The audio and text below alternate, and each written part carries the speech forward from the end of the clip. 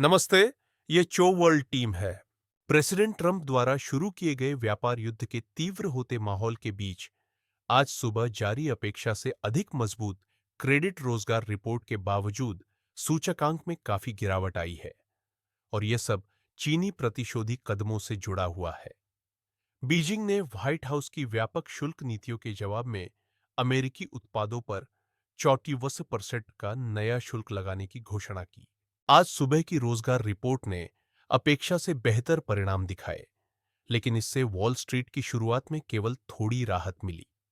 हालांकि अगर आप अभी के शेयर बाजार को देखें, तो निवेशकों ने व्यापार युद्ध के और तीव्र होने की सबसे बुरी स्थिति को मूल्य में शामिल कर दिया है, जिसके चलते शेयर तेजी से गिर रहे हैं। वे उम्मीद करते हैं कि सरकार अन्य देशों के साथ बातचीत करने की इच्छा दिखाएगी। हालांकि ऐसा नहीं दिख रहा है। निवेशकों का कहना है कि इस व्यापार युद्ध के तेज होने के कारण विश्वास पूरी तरह से टूट गया है। रोजगार रिपोर्ट में अपेक्षा से बेहतर आंकड़े एक उम्मीद की किरण थे।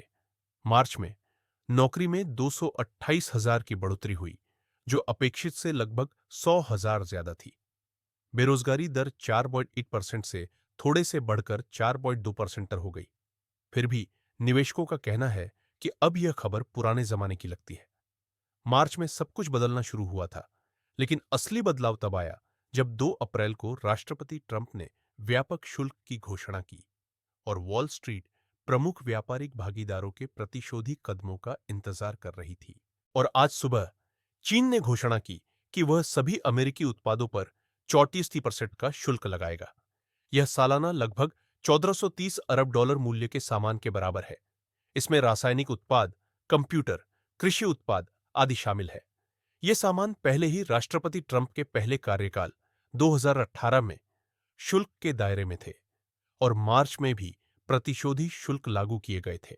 इस प्रकार के व्यापार युद्ध के तेज होने के साथ अमेरिका से निर्यात होने वाले परिवहन, तेल और गैस भी प्रभावित होंगे।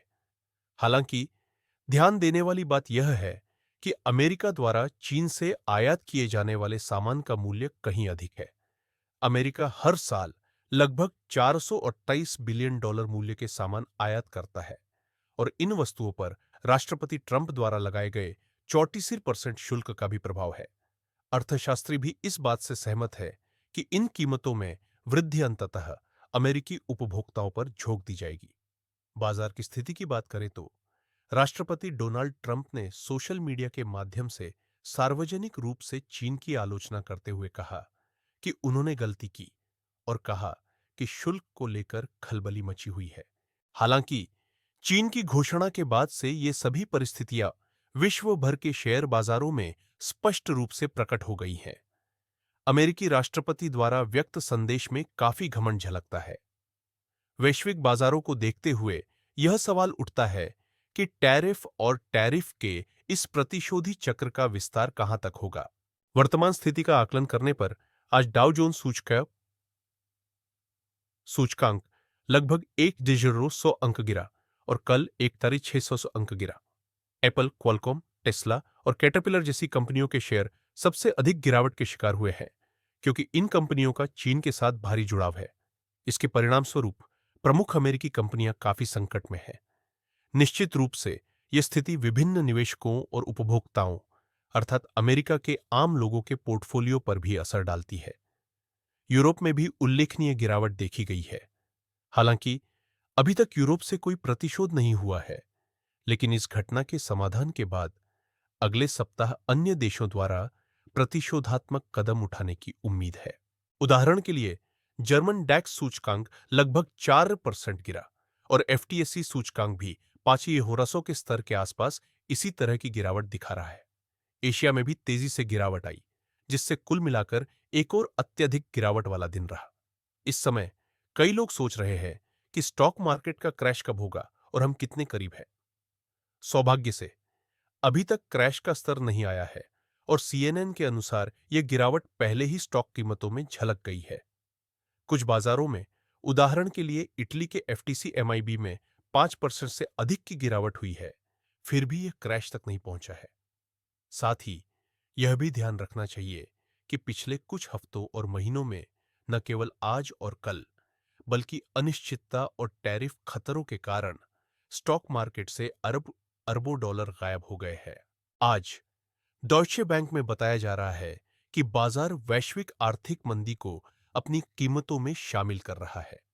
यदि यह स्थिति बनी रहती है और अधिक प्रतिशोधात्मक कदम उठाए जाते हैं, तो अमेरिका संभवतः इसी दिशा में बढ़ सकता है।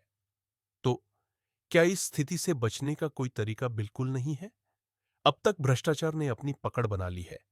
क्या बातचीत या अमेरिका का पीछे हटना बाजार को पलट सकता है?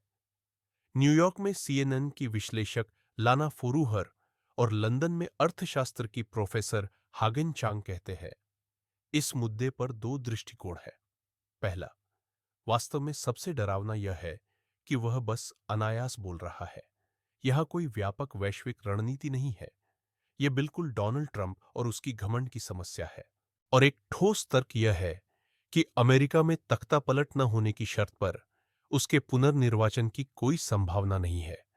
इसलिए इस बार हम वैश्विक बाजार और अमेरिकी स्टॉक मार्केट के बारे में पहले से कम चिंता कर सकते हैं। यह सत्ता और घमंड का मुद्दा हो सकता है। दूसरी ओर, दूसरा दृष्टिकोण यह है कि उसके और उसकी टीम के कई सदस्य मानते हैं कि वैश्विक व्यापार प्रणाली को लंबे समय तक पुनर्गठित किया जाना चाहिए।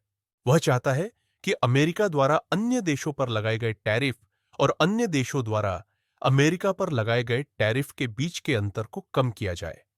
लेकिन अभी हम एक पूर्ण व्यापार युद्ध की स्थिति में फंस गए हैं, जहां सब कुछ अस्त व्यस्त हो गया है।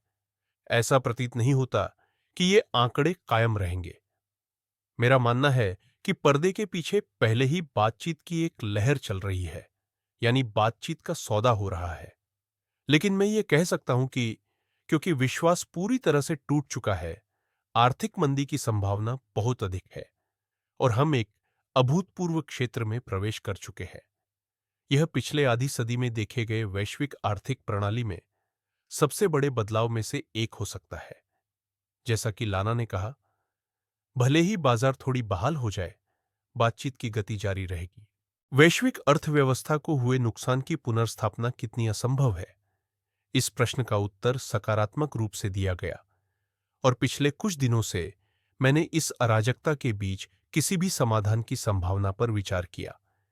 लेकिन मेरा निष्कर्ष निकला कि यह केवल आशावादी सोच है। राष्ट्रपति ट्रंप का मानना है कि यदि टैरिफ लगाए जाते हैं तो सभी विदेशी कंपनियां निवेश में तेजी से कदम रखेंगी। परंतु पिछले 40 वर्षों से अमेरिका का औद्योगिक आधार गिरावट की ओर है और इसे कुछ ही वर्षों में पुनर्निर्मित नहीं किया जा सकता। इसके अलावा भले ही वे बड़े पैमाने पर निवेश करें, उस समय तक टैरिफ वापस ले लिए जाएंगे, जिससे एक ऐसी स्थिति उत्पन्न होती है जिसमें एक साथ दोनों प्राप्त करना असंभव है। अमेरिकी कंपनियां भी बड़े पैमाने पर निवेश करने की क्षमता नहीं रखती है। पिछले कई दशकों से अमेरिकी वित्तीय प्रणाली एक परजीवी की तरह काम कर रही है, जो कंपनियों के मुनाफे को चूस रही है। पिछले 25 वर्षों में कॉरपोरेट मुनाफे का 90 से 85% हिस्सा अत्यधिक लाभांश और शेयर पुनर्खरीद के रूप में शेयर धारकों को लौटाया गया है। परिणाम स्वरूप अमेरिकी कंपनियों के पास निवेश के लिए धन की कमी है। यदि वित्तीय प्रणाली के संबंध में कोई कदम नहीं उठाया जाता है, तो टैरिफ से उत्पन्न सभी अतिरिक्त मुनाफे बस सिस्टम से बाहर बह जाएंगे। इसलिए अंततः यह सब आशावादी सोच पर आधारित है और सबसे महत्वपूर्ण बात यह है कि पिछले कुछ दिनों में अमेरिका ने मूलतः कानून के राज्य के रूप में अपनी स्थिति छोड़ दी है। बताया जा रहा है कि मेरे मातृभूमि कोरिया ने 15 से 20 साल पहले अमेरिका के साथ मुक्त व्यापार समझौता किया था, लेकिन अब उस पर 25% टैरिफ लगाया जा रहा है।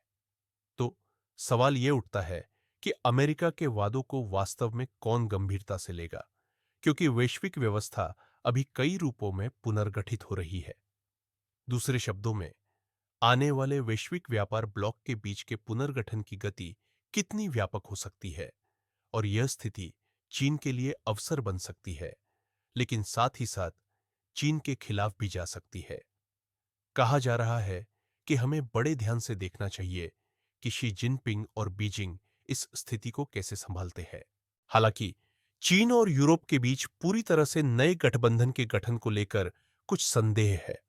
इसका कारण यह है कि अब सस्ते चीनी सामान अमेरिका में नहीं जा सकेंगे, बल्कि यूरोप में भारी मात्रा में प्रवाहित हो जाएंगे। लेकिन क्या यूरोपीय इसे पसंद करेंगे? शायद नहीं। इस कारण से हमें ऐसा महसूस होता है जैसे, अरे, हम वास्तव में एक वैश्विक व्यापार युद्ध में फंस गए हैं। अगर चीन अचानक घोषणा कर दे, हम अब सस्ते स्टील, इलेक्ट्रिक वाहनों और सोलर पैनलों के डंपिंग को मान्यता देंगे, तो यूरोप के साथ एक बिल्कुल नया और अधिक उत्पादक पैराडाइम स्थापित किया जा सकता है। ऐसा होने पर यह निष्कर्ष निकाला जा सकता है कि राष्ट्रपति डोनाल्ड ट्रंप ने यूरोप को फिर से महान बना दिया होगा।